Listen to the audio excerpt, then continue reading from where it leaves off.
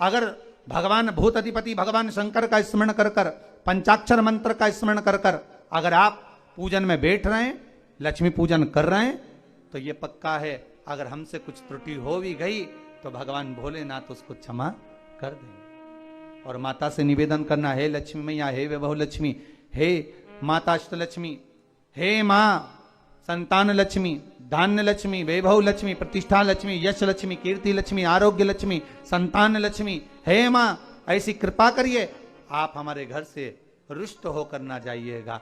ये घर, ये परिवार, ये सब आपका है, सब आपका, ये किसी दूसरे का नहीं। मां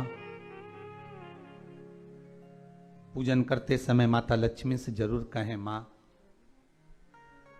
4 साल हो गए, 2 साल हो गए, ये 2 वर्ष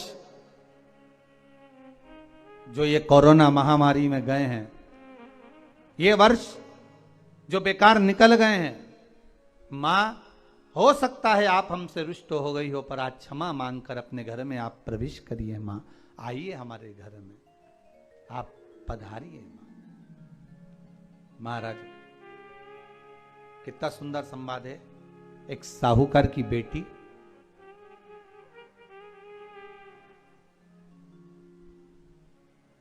साहूकार की पुत्री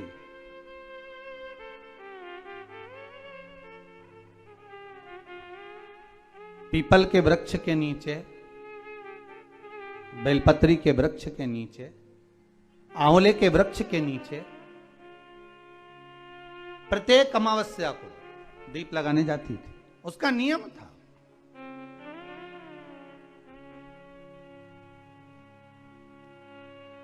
साहूकार की पुत्री प्रत्येक अमावस्या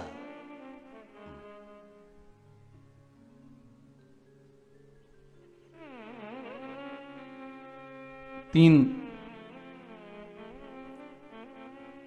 दीप, एक बेलपत्री के नीचे, एक आंवले के नीचे, एक पीपल के नीचे लगाने जाते। महाराज आज नारायण ने कृपा कर दी, और क्या कृपा करी कि आज सरस्वती, पार्वती और लक्ष्मी तीनों इन वृक्षों के नीचे जाकर विराजमान हो गई। पार्वती मैया तो पहले से ही बेलपत्री के नीचे है,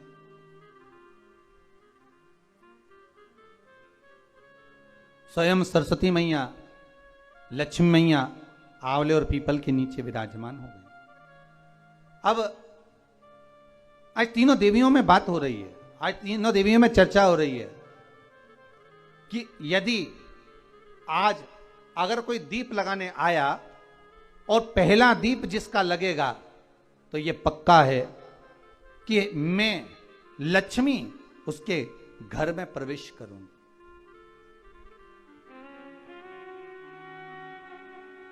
सरस्वती जी बोली, जो पहले बार दीप लगाने के लिए प्रथम में आएगा, मैं उससे अपनी सहेली बना लूंगी, उसको अपनी मित्र बना लूंगी। पार्वती जी बोली, जो प्रथम दीप लगाने आएगा, पार्वती जी कहती हैं, मैं भगवान शिव से कहकर उनका कल्याण करवा दूंगी।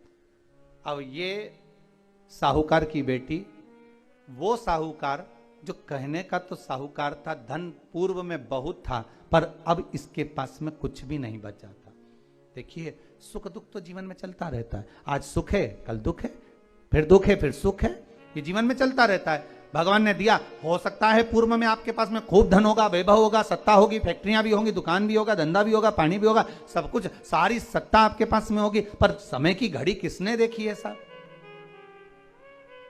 कौन देखा घड़ी को, कौन देखा पल को?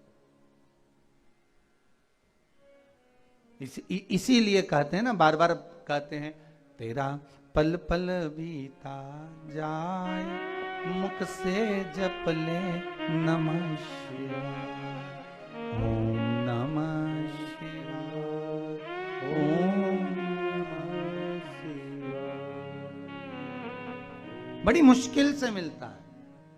घड़ी, पल, समय, नक्षत्र कब बदल जाए किसको मालूम है?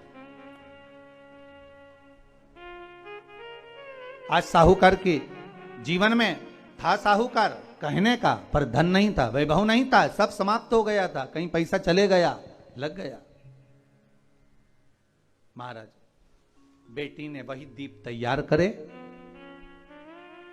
दीपावली की अमावस्या नहीं थी, पर दूसरी जो अमावस्या थी उस अमावस्या पे उसने दीप लगाया। जैसे दीप लगाया, 3 देवियों ने आवाज लगाई, अरे सखी सुनो तो। साहूकार की बेटी बोली, किसकी आवाज आ रही है? अरे सखी सुनो तो। सखी ने कहा, क्या बात है? आवाज आई, 3 सुंदर स्त्रियां, बड़ी सुंदर युवती बनकर, सुंदर आभूषण वस्त्र पहनकर बैठी हुई थी। एक ही जगह पर तीनों बैठी हुई हैं। इसी को त्रिवेणी कहते हैं महाराज।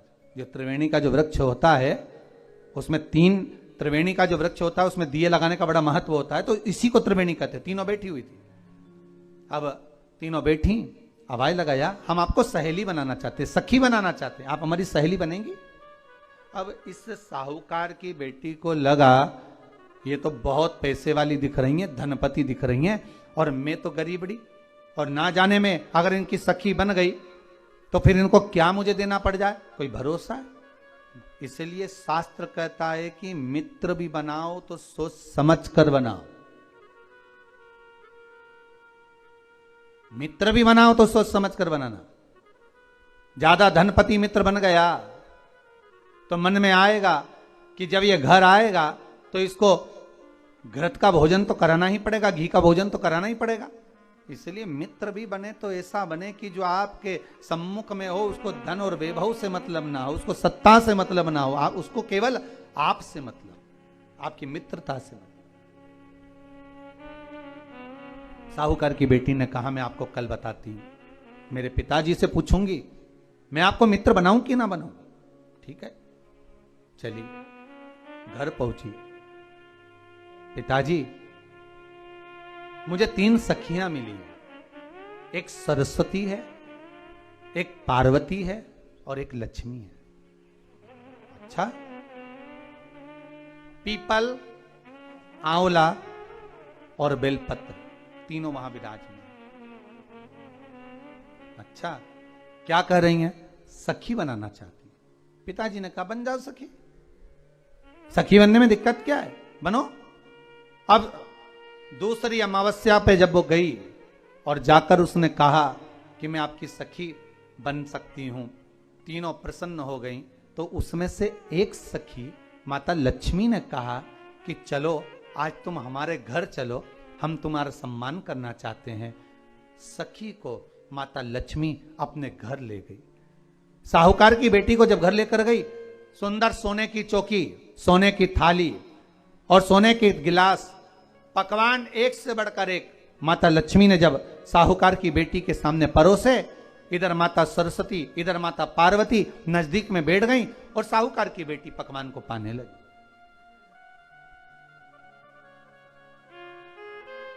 साहूकार की बेटी पकवानों को पा रही है, भोजन ग्रहण कर रही है।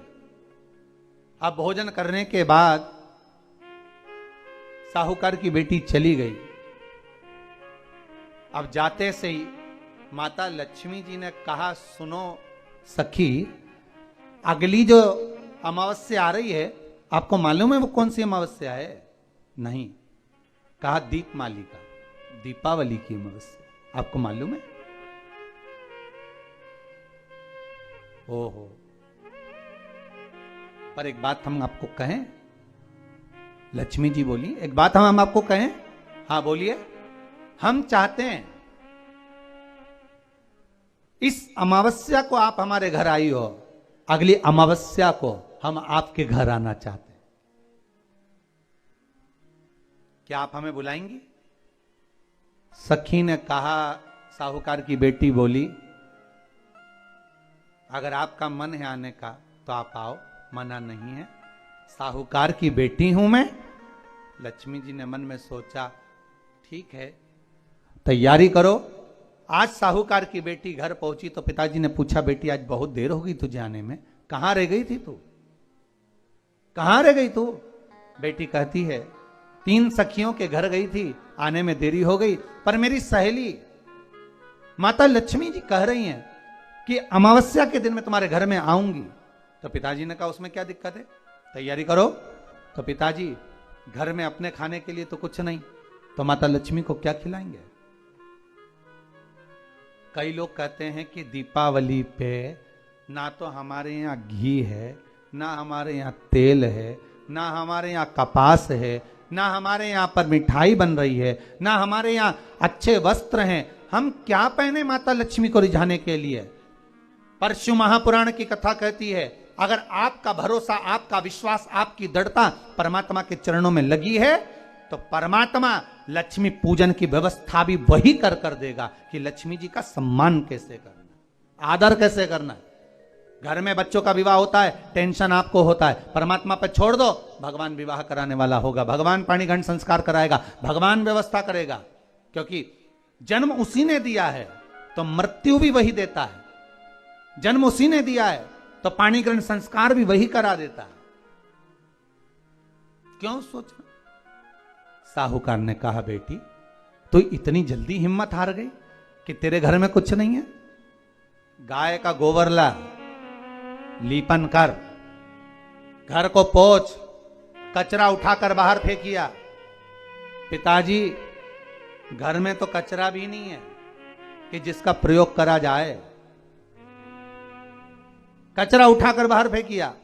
चौक पिताजी चौक पूरने के लिए तो मेरे पास में कुछ है ही नहीं, जो दीवार पर पोत रही है वही मिट्टी को पोत दे, चौक पूर।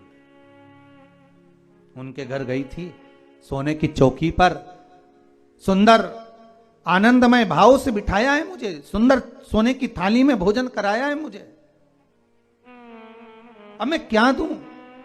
पिताजी कहते हैं अगर लक्ष्मी आपकी सहेली अगर आ रही है, बड़ी धनपति है, तो व्यवस्था भी वही करेगी। अब लक्ष्मी तो जाने की तैयारी में, सरस्वती उनके साथ जाने की तैयारी में, पर माता पार्वती नहीं गई। माता पार्वती ने कहा आज मैं नहीं जाऊंगी। क्यों? आज मुझे अमावस्या का दिन है ना, इसलिए बेलपत्री के पेड़ के नीचे मुझे रहना पड़ेगा। तो माता पार्वती बेलपत्र के पेड़ के नीचे रुक गई। अब ये दोनों जाने के लिए तैयारी करी। लक्ष्मी और सरस्वती जाने लगी, साथ में उन्होंने गणेश जी को ले लिया, रिद्धि सिद्धि को ले लिया और साहूकार के यहाँ जा रही हैं। जैसे ही साहूकार के यहाँ जा रही थी, इतनी देर में माता पार्वती को लगा कि इसके पास में जिमाने के लिए, रखने के लिए कुछ नहीं है। माता पार्वती ने एक चील का रूप लिया और उड़ती हुई एक राजकुमारी के हार को, रतन जड़ित हार को लेकर मां पार्वती गई और साहूकार के घर में उस फेंक दिया। साहूकार के दरवाजे पर जैसे फेंका, बेटी ने झाड़ू लगाते समय देखा कि कचरा, ये हार कहां से आ गया। पिताजी को दिखाया, अल्लाह में जाऊं, और साहूकार लेकर गया हार को। जो सेठ को दिखाया, महाराज ये हार तो करोड़ों का है, कोई साधारण नहीं। धन मिला तो सबसे पहले जाकर एक सुंदर चौरंग लाया, पाटा लाया, उस पाटे पर सुंदर वस्त्र बिछाया और माता लक्ष्मी के आदर की तैयारी के लिए सुंदर सुंदर घर में पकवान बनने लगे साहब। और सुंदर सुंदर पकवान बने। जैसे ही लक्ष्मी घर में प्रवेश करी, सरस्वती प्रवेश करी, गणेश प्रवेश करे, रिद्धि सिद्धि प्रवेश करी, लक्ष्मी जी ने पहला संबोधन कहा, क्यों सखी, तू तो कह रही थी कि मेरे पास में कुछ भी नहीं, फिर इतना सारा सामग्री कहां से आ गई। सखी कहती है, मेरे पिताजी कहते थे जिसके मंदिर में दिया लगाया है, जिस वृक्ष के नीचे दिया लगा कर आई है, जहां जिस देवता को पूछ कर आई है, विपदा की घड़ी में वही देवता आकर खड़े होते हैं। ना जाने कहां से हार मिल गया, ना जाने कब प्रसाद बन गया।